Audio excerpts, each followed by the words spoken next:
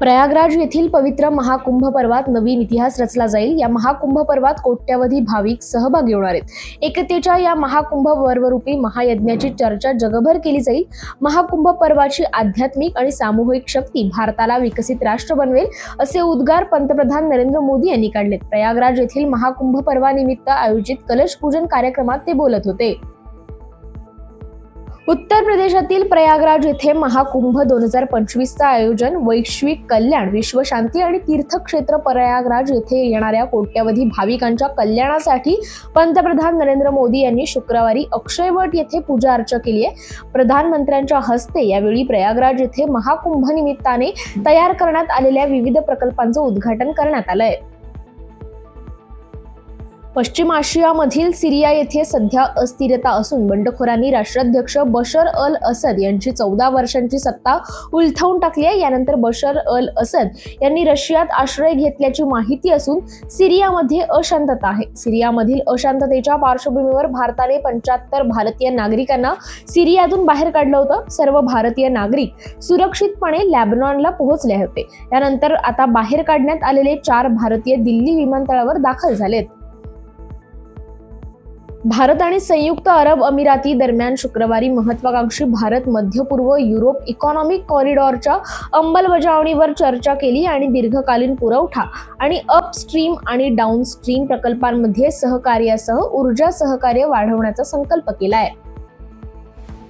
American राष्ट्राध्यक्ष Donald Trump यांच्या शपथविधी सोहळ्यासाठी फेसबुकचे मालक मार्क झुकरबर्ग यांच्या नेतृत्वाखालील मेटा कंपनीने जवळपास 1 कोटी रुपये देणगी दिली आहे। ट्रम्प यांच्याशी जवळीक साधण्याचा झुकरबर्ग यांचा प्रयत्न असल्याचं मानलं जातंय। रशियाने त्यांच्या नागरिकांना अमेरिका, कॅनडा आणि युरोप खंड येथे प्रवास टाळण्याचा सल्ला दिलाय।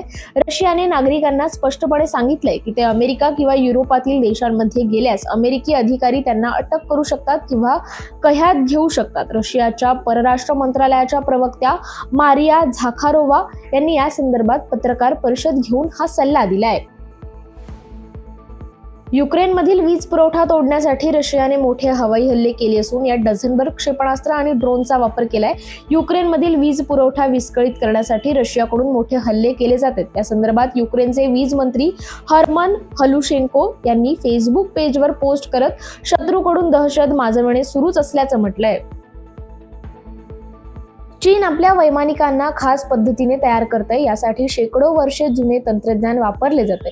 People's Liberation Army air force पायलटना त्यांच्या अमेरिकन समकक्षांपेक्षा हुशार बनवण्याची चीनची योजना आहे। यासाठी चीनने काम सुरू केलंय। चीन आपल्या पीपल्स लिबरेशन आर्मी एअर फोर्ससाठी सुपर पायलटची फौज तयार करते। अमेरिकेच्या स्टेट डिपार्टमेंटच्या वर्षाला एक रिपोर्ट येतो। या रिपोर्टमध्ये इराणला दहशतवादाला प्रोत्साहन देणारा देश म्हटलंय। मागच्या 39 वर्षांपासून अमेरिका या रिपोर्टमध्ये इराणचा समावेश करते।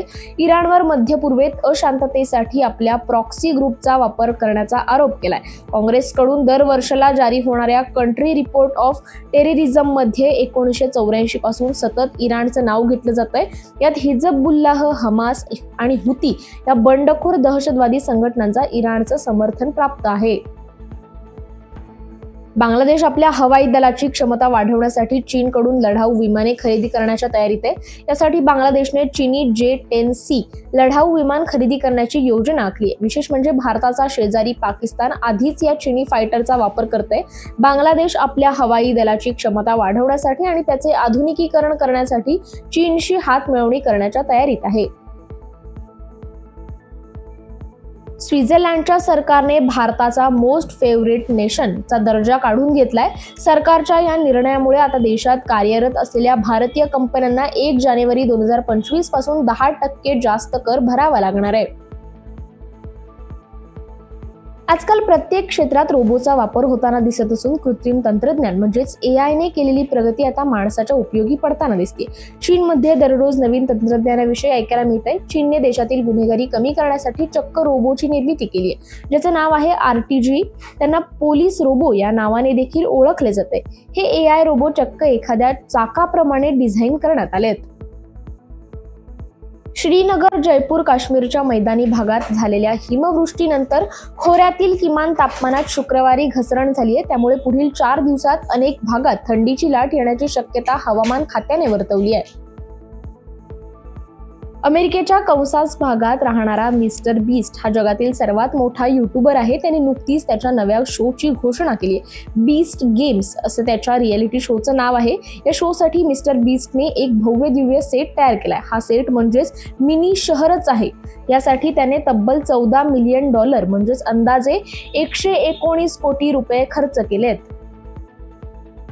ICC चॅम्पियन्स ट्रॉफी 2025 बाबत एक मोठी बातमी समोर येते. ICCने पुढील वर्षी होणारी चॅम्पियन्स ट्रॉफी ही स्पर्धा हायब्रिड मॉडेलने खेळवायला मंजुरी दिली आहे. त्यामुळे फेब्रुवारी-मार्च दरम्यान होणाऱ्या या स्पर्धेचे काही सामने हे पाकिस्तान आणि दुबई येथे सुद्धा खेळवले जातील. या संदर्भात BCCI आणि PCB यांच्यात सामंजस्य झालं असून टीम इंडिया चॅम्पियन्स ट्रॉफीचे सर्व सामने हे दुबईत खेळवले जातील, तर इतर संघांचे सर्व सामने हे पाकिस्तानात आयोजित केले जातील.